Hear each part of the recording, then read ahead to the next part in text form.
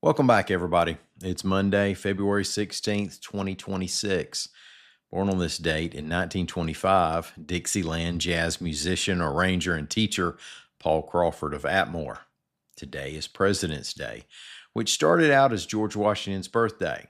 But when they moved most federal holidays to Mondays, it was no longer on his birthday. And because Abraham Lincoln's birthday was also in February, a bill was introduced in Congress to change the name to honor both. But that bill was defeated. So the holiday is still officially Washington's birthday. But over time, we've just kind of casually changed it to President's Day anyway. First to combine Washington's and Lincoln's birthday, and then to celebrate all presidents, or at least the ones that you'd like to celebrate. So enjoy your mattress at clearance prices. The Alabama holiday, by the way, is officially George Washington and Thomas Jefferson's birthday. See, other states started including Lincoln with their statewide observances, but I suppose we couldn't bear to recognize somebody we had fought a war against, hence Washington and Jefferson. Thomas Jefferson's birthday, incidentally, is April 13th. Now, if that's not a drive-by moon out the rear passenger window to the Union, I don't know what is. It'd be a real buzzkill today to suggest that President's Day, with its worshipful honoring of heads of state, seems like a terribly peculiar and maybe even un-American thing to celebrate. So I won't say that, but I truly believe that George Washington would be horrified by it. So George is being the buzzkill, not me. Washington is my favorite president, by the way, because the absolute most important moment in our country's history came when he voluntarily just up and left office. Sure, there were much grander, immediate moments. I'm thinking of the freeing of the slaves, what we did in World War II, but none of that was possible to come out of our Union without what Washington did or didn't do. Today, let's talk about the nursing shortage, the Brit-Trump relationship, and spring break in Gulf Shores. My name's Ike Morgan, and we're down in Alabama.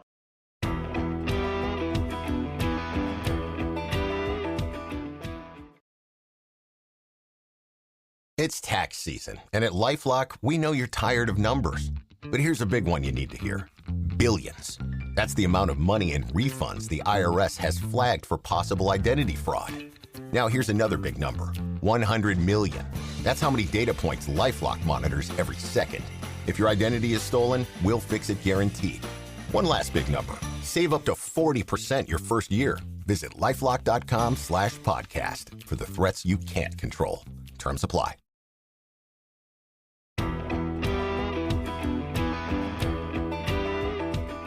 In 2023, the Alabama Board of Nursing surveyed nurses in Alabama and determined that around 38,700 are expected to retire over the next 5 years. That's beginning in 23. Now, that's out of a rough estimate of 100,000 nurses who work in the state. That's losing 38% of your nurses over 5 years in a state that's already considered to be suffering from a nursing shortage. The board at that same time expected about 23,500 to enter Alabama's nursing job market. Now, math majors in the audience have already determined that's a significant deficit and may be currently looking to transfer into nursing before they have to take that differential equations class next semester. And if you make that change, there is room in the industry. By 2027, the board had projected a nursing shortage of 14,000 in Alabama.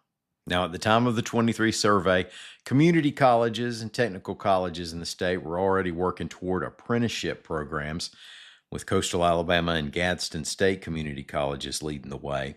Auburn University also started an apprenticeship program in 2022. Over in Tuscaloosa last week, the University of Alabama announced it'll pump $80.7 million into its nursing college, reports AL.com's Walisha Morris. The school is looking to build on the momentum of its 25% enrollment growth since 23. Now, that growth has the school holding a waiting list for admitting students, which shows that there's room to expand. Now, in the plans is a 3-story project with 50,000 square feet of space, a student success center, research facilities, and a pedestrian bridge connecting the school to DCH Regional Medical Center. The university will also hire more nursing faculty and staff. Of course, when there's a shortage of a kind of worker, people are going to say, well, just pay them more. And that's surely the best way to bring in and keep more nurses in the state. But the nursing schools aren't in charge of that. Also, as all the economics majors in the audience better know, more workers chasing the same number of jobs doesn't naturally lead to wage increases. And the shortage really hasn't either, at least not up against inflation. Pulling pre-pandemic numbers on purpose, we see that the U.S. Bureau of Labor and Statistics reported that Alabama registered nurses in 2019 made a mean average of $60,230 a year. And in 2024, they made a mean average of $74,970 a year. Now, that's running only $888 annually over what inflation has taken away. Now, most people listening are probably thinking, hey, my salary hasn't gone up that much in that time. And 75 grand will make a living in Alabama, but that's outside the original concern here. The salaries in other states have risen faster. And the national average salary now for a registered nurse is nearing, if not into 6 figures. Only South Dakota nurses make less than ours do. That could make it a challenge when it comes to placing and keeping all the new nurses we're hoping for. U.S. Senator Katie Britt's office accused either CNN or its sources of lying about President Trump's being angry with her, reports AL.com's Patrick Darrington. This dust-up started over a week ago when the president posted a video on his Truth Social account that began with a conspiracy theory about the 2020 election, followed by a clip taken from another video that featured cartoon apes with the faces of former President and First Lady Barack and Michelle Obama. Now, Trump has claimed he didn't see the end of the video, wasn't responsible for it, and has nothing to apologize for. After the video was removed from Trump's account, Britt posted on X, quote, "This content was rightfully removed, should never have been posted to begin with, and is not who we are as a nation," end quote. CNN later cited an unnamed source who said Trump profanely put down Britt and said she was dead to him. Now, that's what Britt now calls fake news. If it were true, it would be an odd break over a benign tweet most would probably agree with. Britt frequently praises Trump, as those who remain closest to him do, and he's supported her ever since switching his endorsement from Mo Brooks to Britt during the 22 Senate race. Why is all this worth watching, other than for greasy political fare? Well, to gauge where our Alabama GOP leaders might stand when the day comes that there's no Trump to stand behind, because a lot of ideological shifting can take place in 12 years. A term-limited president has the potential to enter lame duck status beginning with the midterm primary. Now, there's no indication that that'll happen with Trump, but even his congressional loyalists have to look toward their political futures. Nationally, will Republicans continue as Trump populists after Trump, or will they return to Reagan conservatism or follow Vice President J.D. Vance into declaring themselves post-liberal, which implies a more statist approach to managing the economy and doling out individual liberties? Well, if Alabama politicians start peeling back at all from Trump, noting exactly when and how they're pulling back might give us an indication of where they'll be in a post-Trump Alabama.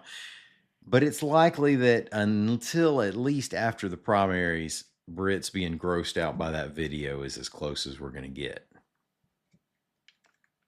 The spring break season has almost arrived on the Gulf Coast, and Gulf Shores is out with its special rules. It's been nearly a decade since a crackdown on ridiculousness that included videos of spring breakers jumping from balconies into pools and a guy hitting a police officer with a thrown football. 10 years later, those guys might be in charge of everything. We just don't realize it. That would explain a lot. Gulf Shores responded to all that with an alcohol ban at the time, and it's been so popular that they do it every year. The alcohol ban of 26 runs March 1st through April 28th, reports AL.com's John Sharp. Now, it applies to all sandy beaches within the city limits. It does not, however, apply to restaurants and bars along Beach Boulevard. The City Council also approved a $70,000 deal with the Baldwin County Sheriff's Department for supplemental law enforcement during spring break and some other events this year. Thank y'all so much for staying with us. We're going to be back here in the morning. Till then, y'all come on by and see us on the internet anytime you can at AL.com.